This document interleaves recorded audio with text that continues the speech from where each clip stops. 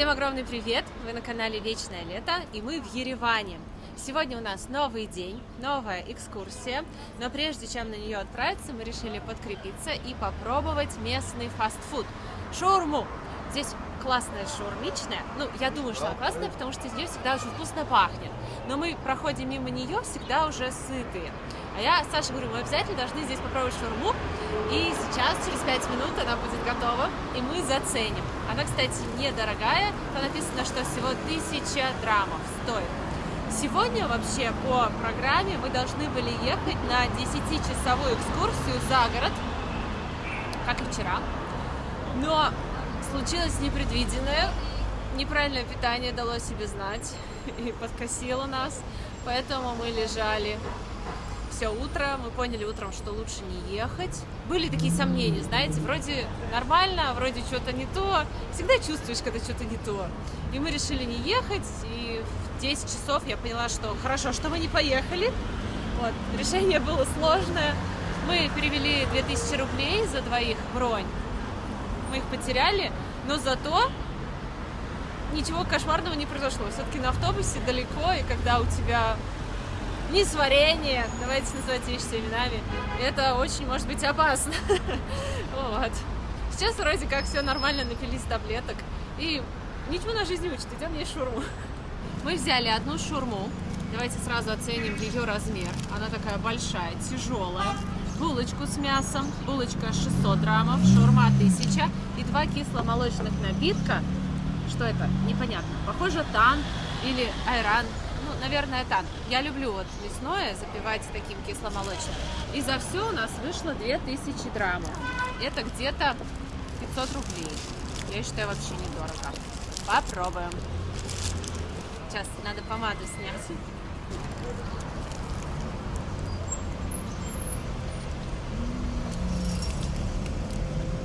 Че, шаурма моя?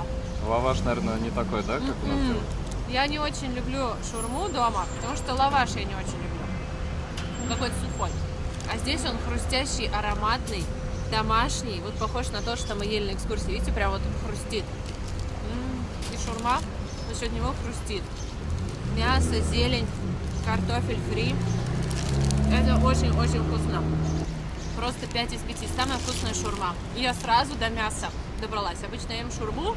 Сначала ем вот тесто, а потом только где-то мясо спряталось. А сейчас сразу. Ну, я попробую булку с мясом. Булочка очень нежная. Много мяса. Но не сказать, что прям горой, да? Достаточно, чтобы комфортно есть. Мне кажется, от этой еды не будет плохо. Потому что домашний лаваш, домашняя булочка, по сути, мясо и хлеб. Да, и причем мы подошли, и он только-только срезал мясо, то есть он свежее. Попробуй шаурму. Ты должен запечатлеть этот исторический момент. Это очень вкусная шаурма. Тебе понравится. Шаурма вкуснее. То есть картошка. Интересно, у нас картошку не добавляют. А здесь еще картошка. Я думаю, эта шаурма еще очень вкусная, потому что здесь микс мяса. Свинина плюс курица. Необычно. Да, обычно либо то, либо то. А это, получается, сочно, как свинина, и вкусно, как курица. Я просто люблю и то, и то. И вот очень интересно. Еще здесь перчик острый. Такой прям маринованный, что ли, морковка. Прям сижу и наслаждаюсь. Очень вкусно. Всегда, когда ем булку с мясом, вспоминаю одну историю, которая произошла со мной в детстве. Мы с мамой поехали в цирк, и у нас возле цирка тоже такая точка. Можно было взять шаурму или булочку с мясом. Мы с мамой как-то любили булочку с мясом всегда. И она берет одну себе, одну дает мне, и пробегает мимо какой-то мужик, ухватывает у меня эту булку и убегает. И я вот так стою, и мама такая: «Стой!» Но она что-то начинает на него там кричать. И я помню это ощущение, как у тебя выхватывают булку из руки, прям с салфеткой, вот так. Я даже ничего не поняла. И он так резко дернул эту булку. И сейчас я все равно хожу, так оглядываюсь. Никого нет за моей булкой. Повсюду продается клубника. Посмотрите, какая красота. Мы покупали уже 2 раза. Ой, какая красивая. 1100. Мы решили сегодня взять вечернюю экскурсию, чтобы посмотреть ночной Ереван. Она начнется в 8 вечера. И у нас есть еще 2 часа, чтобы походить, посмотреть, что здесь есть еще интересненького. И мы решили зайти в продуктовый магазин. Продаются арбузы, бананы, грейпфруты. Большой выбор всяких фруктов. Есть уже нарезанные, почищенные. Вот ананасики очень удобно. Хочешь прикусить чего-то полезного? Взял и съел. Клубничка, свежевыжатые соки. Там здесь выжимают помидоры, огурчики, авокадо. Ну, как большой выбор всего. Даже есть алоэ. А как его есть? Потому что это для масок. Лук. Ой, смотрите, система такая. Увлажнение. Зелени, чтобы всегда Это было классно. свежее. Классно. Вот такая вот, как это, пророщенная зелень. Тоже очень полезная, говорят. Насколько ели, непонятно, работает или нет. Не помогло. Почем картофель? 715. 715. И 155 здесь. Вот видно старенький, это, наверное, свежий урожай. Так, молодой картофель. Это сколько? Где-то 170, да, за килограмм молодого картофеля. Ну, в принципе, за молодой нормально. Лук стоит 245 граммов, это где-то 60 рублей. Что мне нравится в этом продуктовом, здесь можно купить вкусные наборы в качестве подарка. Вот смотрите, такая вот здесь коробка сухофруктов. Все очень красивая. 5890. И прям видно, что это подарок из Армении. Сникерсы везде продаются. Почем сникерс? 190. Большой 310. Твикс 190. И еще вот такие орехи плюс сухофрукты. Вот это вкусно. Орешек какой-нибудь ягодки 3,190. Ну, прям красота. Ну и, конечно, в Армении очень классный коньяк. Особенно хвалят их фирменный коньяк Арарат. Вот такой 15-летний стоит 24 950 граммов. Хороший и джованский коньяк. Да. Очень хороший. Смотрите, у него цвет какой красивый. Красивый. Это у нас 10-летний есть. Вот такой арка. Это старый дживан называется. Это арка. Арка это царь. У нас царский коньяк и есть Немрут. Понятно. Здесь есть это у нас тоже Кингабгар. Вот такой. Тоже У нас есть. же подарочные такие, да? Какой цены. чаще всего берут вот у вас в качестве подарка? Эти три, по-моему. Вот эти три. Да. Мы снимаем видео, и я вижу, за спиной у Саши стоит консультант и ловит мой взгляд. Я думаю, ну все, сейчас у нас отберут камеру, скажут, нельзя снимать. Обычно в магазинах запрещают снимать. Я уже была к этому готова, показываю, типа, извините, все выключаем. Он говорит, нет-нет, я ничего не сказать, не ругать, я просто рассказать, что у нас есть еще вот такая марка, такая. Я думаю, ой, как приятно, я готова к худшему. Сейчас на экскурсию неохота тащиться со стеклянными бутылками, но у нас в планах взять с собой несколько экземпляров. И список сейчас пополнился. Если вдруг вы поедете в Армению и захотите здесь похудеть, быть здесь на диете, это очень плохая идея, потому что здесь все такое вкусное, такой большой выбор десертов. Мы зашли в обычный продуктовый магазин, и вы посмотрите, сколько здесь тортов! Сколько здесь тортов! Я в продуктовом никогда не видела такой выбор тортиков. И они такие все. Не вот эти вот у нас, да, 700 грамм, а прям серьезный торт. Вот такой экземпляр 4800. Ого. Это где-то 1200, да? Как его есть вообще? Он просто вот... Торт праздничный. Вот, недорого. О, вот такой, смотрите, 6000. 2000 рублей за... Подожди, сколько? Не 2000. Не. 6000 сейчас Саша переведет. 1450 рублей за вот такой гигантский торт. Как тут похудеть? Может, и не надо худеть. Выбор впечатляет. Заходим в хлебобулочный отдел. Конечно же, здесь продается лаваш. Несколько видов лаваша. Хочу вам показать. Вот, посмотрите. Такого типажа, вот такого. 575, 545. И здесь же, посмотрите, пекут лаваш. Вот производство. Можете тоже взглянуть, как это делается. Большая печь. Мы уже знаем, как делают лаваш. Вот такой тонкий лаваш. Много хлеба, всяких булочек. О, это удар ниже пояса. Вот это уже для меня не просто отказаться. Я обожаю пахлаву. Здесь она 420 граммов, наверное, за килограмм. Нет, наверное, за штуку. Или за килограмм. Не знаю. Но я бы взяла кусочек. Это пахлава. Пахлава. Молодец. С орехами. С орехами. Это цена за 100 грамм? Мигат, 1 штук. А, за штуку. Штука. Классно. С орехами. Для мужиков это очень хорошо. Ага, будем Для знать. женщин тоже хорошо. Молодец, Давай возьмем, попробуем. Возьмем кофе сейчас где-нибудь на улице и попробуем. то же самое. То же самое. То же самое. Пахлава, но это 840. Какая вкуснее? Можно финала. Вот это. Ага. Это слоеная, а вот такую мы пробовали. Хорошо. Спасибо. Спасибо. Вот, помогают, приятно. Да, люди такие хорошие. Нам уже несколько человек за сегодня просто подошли, пожелали, чтобы у нас все было хорошо в отеле. Просто так. Как дела? Вы все выселяетесь? Я говорю, да. Ой, ну желаю, чтобы все было хорошо. Красиво, так приятно. Все такие общительные. Очень хорошо кушают. Поэтому мы их берем. Ага. Это пирог? Нет, это кота. Там внутри там эти тертые, ну как орехи, но не орехи. Вы поняли, да? Вроде как орехи. Понятно. Там Спасибо. тёплое. Надо будет тоже попробовать. Надо все пробовать, если деньги есть. Я согласна. Если деньги есть. И тут 30 число. Вот. Ага. Тоже 30. Все нормально.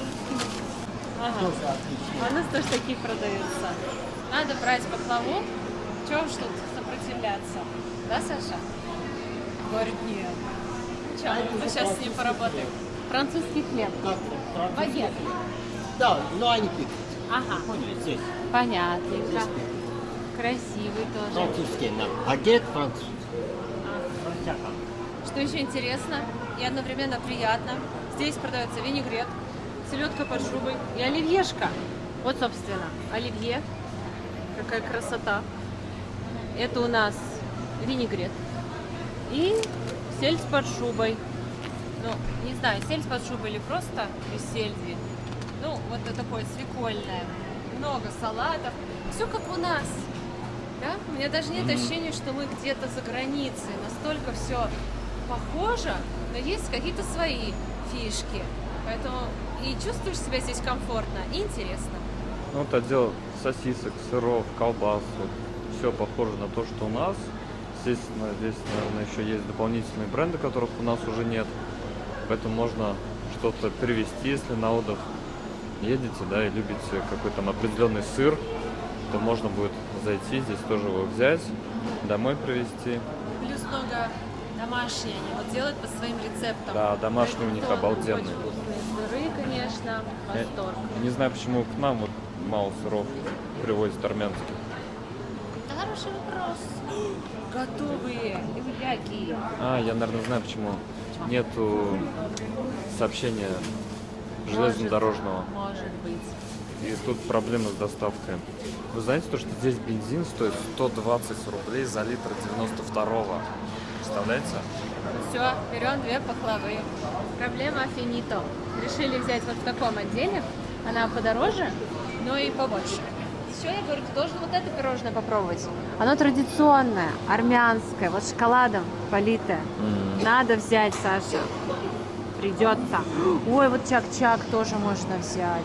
А еще вы часто просите показать цены на алкоголь, на мартини и Джек. Всех интересует. Джек Дэниелс медовый 15 290. И в рублях это 3600. 3600. Еще в качестве подарка вы можете взять вот такой местный шоколад, называется Dream.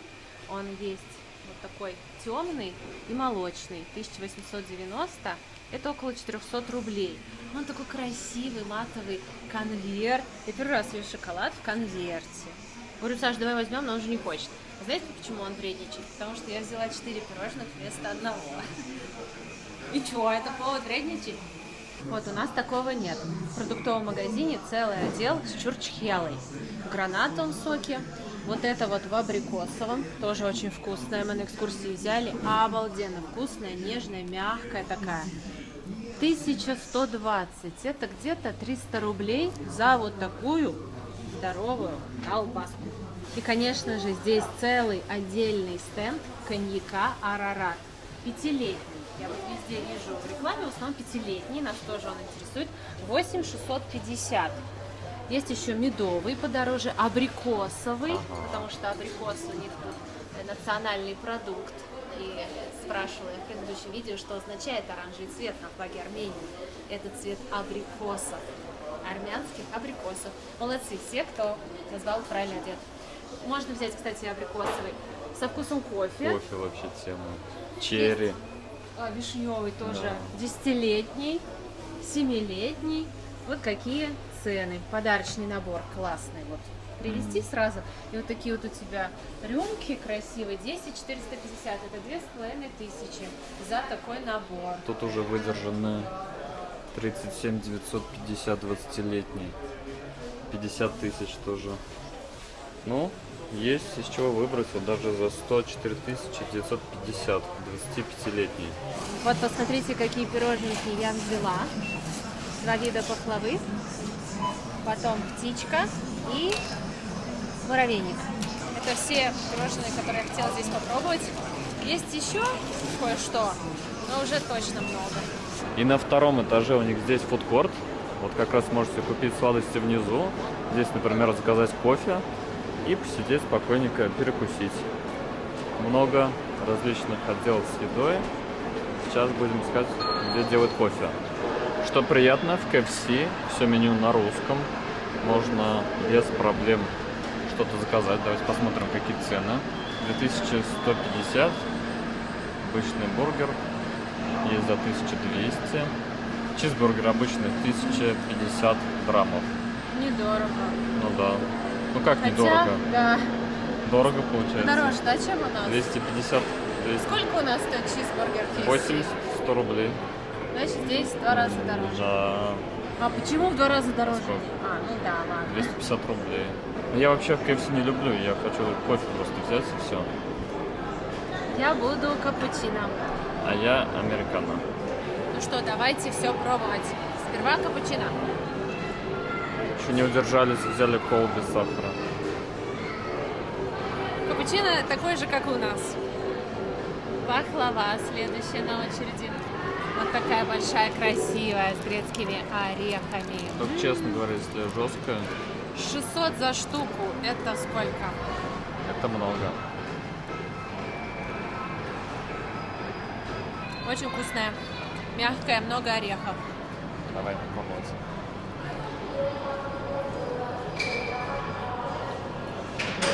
Не приторное. Объедение. По-моему, что здесь корица. Да. Очень вкусно. Очень-очень вкусно. Может, и хорошо, что у нас в супермаркетах ее не продают. То я бы каждый день покупала. Вкуснятина. Дальше другая пахлава. О, она слоеная. Она не вся слоеная. Просто тесто потоньше.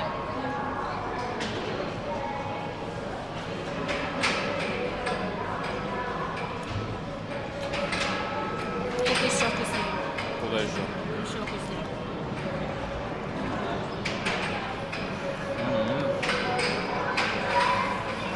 Отчетливый вкус корицы. И меда. Очень сочно, очень вкусно. Обе хорошие, но вторая как-то послаще, еще посочнее. Но первая посуше, но мягкая, тоже вкусная. Давай за хороший день. Одной рукой кофе открыть не так Сегодня уже ночью. Что случилось? Ай, блин. Сегодня уже ночью мы улетаем. Решили не пропускать экскурсию. Если чокнулся, нельзя ставить. Я чокнулся. Пахлава с кофе – это идеально. Да. С американо еще лучше. Саша, я хочу, чтобы ты попробовал вот это пирожное. Птичка. Ты моя птичка. Я твоя птичка. Давай тебя У попробуем. меня есть рецепт этого пирожного, но я никак не соберусь его повторить.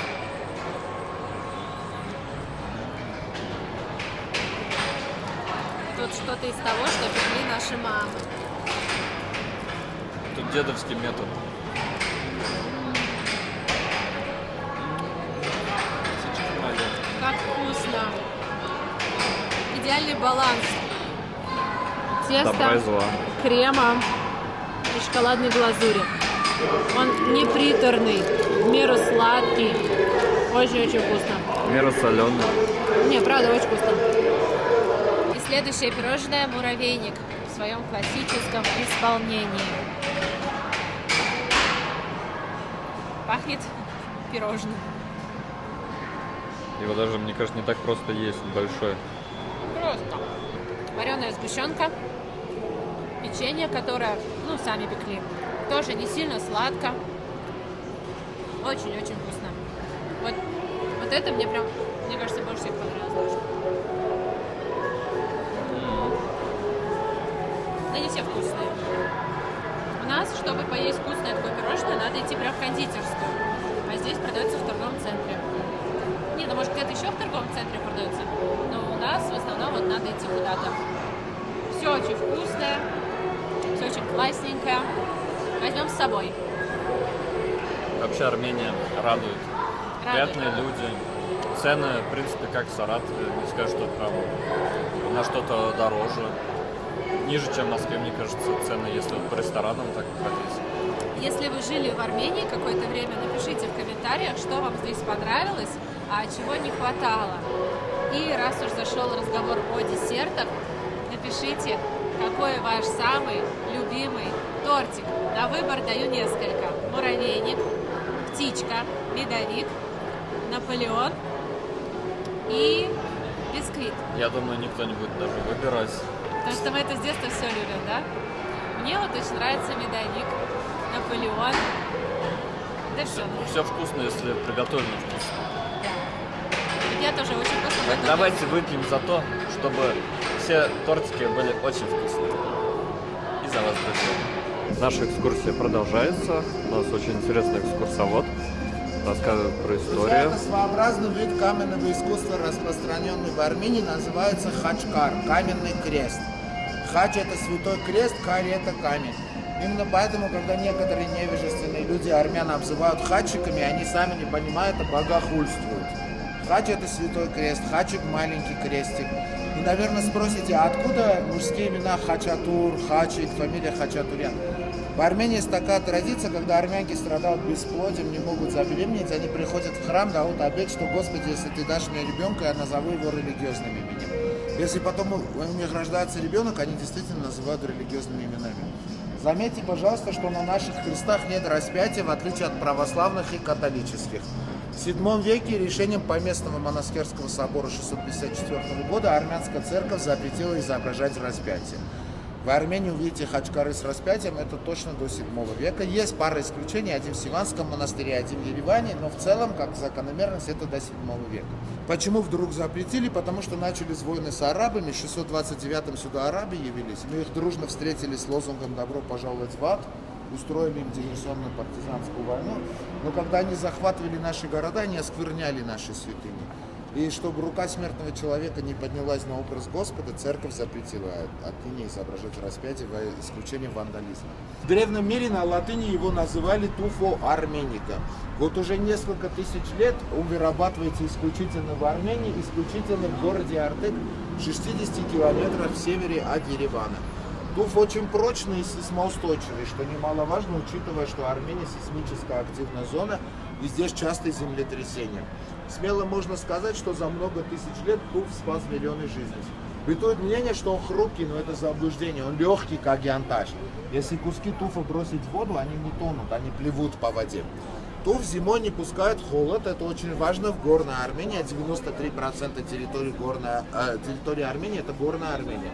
Летом он не пускает жару, это очень важно здесь, в Арадской долине, где уже плюс 30, а летом дойдет до плюс 40-50. Это наш городской юродивый, не хочу назвать его сумасшедшим, он юродивый. Его звали Карабала по тюремной кличке. Он родился и вырос в очень богатой армянской семье. В возрасте 28 лет, знаете, что такое раскулачивание? Да. Их семья попала под раскулачивание. И они оказались в Сибири, как кулаки. Вернулся он оттуда мужиком за 50, скажем честно, чуть-чуть с приветом. Но он был абсолютно безобидный, такой добрый городской старичок в Илачху. И его единственным занятием лет 30 до своей смерти, он скончался в 70-е годы, в возрасте за 80 лет. Его единственным занятием 30 лет было то, что он выращивал цветы, которые весь день раздавал таким прекрасным девушкам, как вы. Лет 30, каждый день. И ереванцы, особенно прекрасная женская половина Еревана, его очень сильно любят, помнят, он уже неотъемлемая часть городских мифов, легенд. Нам придумали, что он политзек был, он не политзек, они под раскулачивание попали. Сфоткайте с ним, девушки, он так любил женщин 30 лет цветы раздавать. Мы на 8 марта задумаем. Я вас люблю. 36, мастер 3 раза звонит, день, знать, я поехал или нет. Ну, слава богу, пусть будет жива, пусть звонит. Так, зарплаты 250, минимальная 130, и самая минимальная пенсия это $100. Его получают в основном женщины, которые никогда не работали. 52% женщин в Армении никогда не работали, потому что мужья им запрещают работать. И это правильно, кстати, я полностью поддерживаю это наших мужчин. Но, соответственно, они получают 100. Как живем? Чем больше семья, тем легче жить. Если возьмем среднестатистическую армянскую семью, бабушка, дедушка, сын, невестка и один ребенок, и возьмем одинокого человека. Вот если ты одинок живешь, получается среднестатистически $250, ты заплатил за дом, ЖКХ, налоги, тебе даже на еду не осталось. А если у тебя 5 человек, бабушка, дедушка получают пенсии, сын, невестка, зарплаты, ребенок работает, все, ребенок пособие получает, все это сложили вместе, это получается где-то $2000. Заплатили те же $200-300 налоги, ЖКХ, все прочее. На остальные 1500-1800 можно прожить, особенно осторожно. А то есть чем больше семья, тем легче жизнь. Но в Армении большая семья получается, если вы младший брат. Потому что по армянской традиции старшие братья женятся, отделяются, младший остается жить с родителями, взамен он получает отцовский дом. То есть лично я, например, отказался от наследства в пользу младшего брата. Потому что его жена должна заботиться о свекрови и свекре, поэтому отцовский дом принадлежит по умолчанию младшим братьям. Поэтому, когда армянки знакомятся, первым делом пытаются понять, ты младший или нет. Это сразу ответ на два вопроса. У тебя дом есть или нет, и придется жить с свекровью или нет. Секрету рассказать свою бизнес-идею, и если вы одобрят, вы получите деньги. Ребят, смотрите, здесь комната, заходите, рассказывать свою историю. Я так понял, за 60 секунд, да? 60 секунд здесь дается. Да, за 60 секунд. Вот, за 60 секунд рассказывайте историю, как открыть клевый бизнес.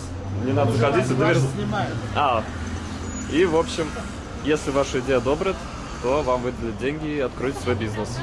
Устойка в свои анекдоты. В Национальном театре оперы и балета должна была быть постановка «Гай Юлий Цезарь» настолько масштабная, что весь Ереван был задействован. Все 1,5 миллиона человек были задействованы в массовке. Кто-то конницу играл, кто-то стрельника, кто-то лучника, кто-то сенатора в белых халатах.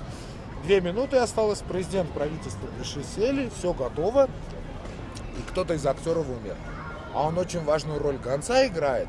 Художественный руководитель выбежал на улице Еревана, бежит, весь Ереван пустой, потому что все за кулисами стоят, кто-то с копьем, кто-то с лошадью. Бежит, и вдруг видно наркоман в подворотне, прибежал, обнял, говорит: брат, Ахпешджан, это брат, да? Это такое великое счастье, что ты остался в Ереване. Наркоман говорит: успокойся, что случилось? Ты кто? Говорит: пожалуйста, там актер умер, замени его на минуту. Да нет, говорит, не видишь, меня не забрали, я под кайфом. У меня музыка крутится в голове, все хорошо осталось.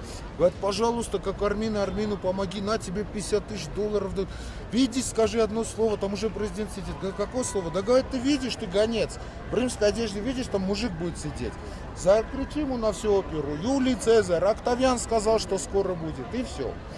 Уговорил, привез, одели во все эти римские лоскуты. Наркоман уже деньги в кармане чешется. Говорит: товарищ сэр, можно я сейчас выйду, скажи, пойду делаю. Есть? Нет, говорит, подожди, еще не время, ты в конце 3-го акта. Говорит: ну мне скоро трава. Да, говорит, еще не время. Он говорит: ну я же согласился помочь как армянин, но у меня сейчас ломка, деньги уже. Нет, еще не время. И так минут 30 можно, сейчас скажу, еще не время. Он говорит: все твое время. Он выбегает на эту сцену в этой римской одежде. Юлий Цезарь так задумчиво сидит, ну как учили. Орет: Юлий Цезарь, Октавиан сказал, что скоро будет. Цезарь повернулся, тоже строго по сценарию, говорит: поздно, Марк Антоний, вы опоздали.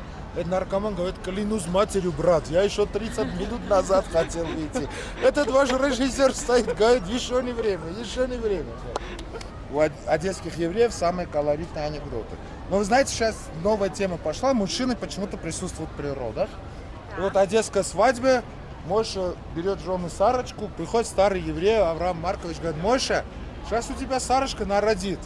Ты тоже будешь присутствовать в природах? Говорит: я вас умоляю, Авраам Маркович, я по старинке, при зачатии. Время без 15:11. Наша экскурсия подошла к концу.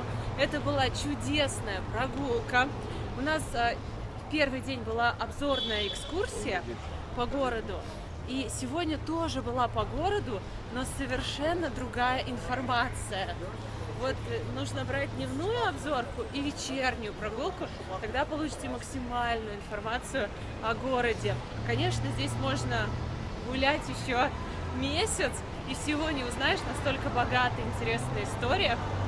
Но в любом случае, хотя бы на какие-то экскурсии надо сходить. Вот мы заходили во внутренние дворики, смотрели настоящую жизнь, какой она была раньше, какой она сохранилась в этих местах. Было очень интересно. Если бы мы шли сами, мы бы даже туда не зашли. Да. Многие думают, что вот мы показываем каких-то гидов, которые нам заплатили, или ходим в какие-то рестораны, в которые нам заплатили. Ребят, хочу сказать, за все время ни один ресторан нам ничего не заплатил, мы всегда платим сами. И ни один гид нам бесплатно ничего тоже не показывал. Мы, если идем на какую-то экскурсию, то мы за нее платим. И потом уже рекомендуем, показываем вам. А вы уже сами определяете, кто вам нравится, кто не нравится. Стараемся все объективно показывать. Немного вам еще покажу вечерний Ереван, какая здесь атмосфера. Все сидят, кайфуют. Вот мы были на фудкорте, там вообще никого нет. А зачем там сидеть, согласитесь, когда есть вот такие вот летние веранды, уютные кафешечки, где можно посидеть. Вот тоже посмотрите, какое уютное местечко. И вот эта собака нас уже третий раз встречает. Сегодня она сидит, обычно она лежит. Здорово, привет. пёс. Ты какая? Вот тоже уютное заведение. Как красиво. Если честно, уезжать даже не хочется. Столько мест, которые еще можно здесь посетить. Ребят, если выпуски из Еревана вам понравились, то ставьте лайки, обязательно посмотрите предыдущие выпуски. Там много тоже интересного можете увидеть. И заходите, конечно же, в наш телеграм-канал, там мы выкладываем интересную информацию, посты, фотки. И заходите в нашу группу ВКонтакте. В общем, выбирайте, где вам более интересно. Подписывайтесь на канал, лайки, они помогают в продвижении канала. До новых встреч и всем пока. Всем пока!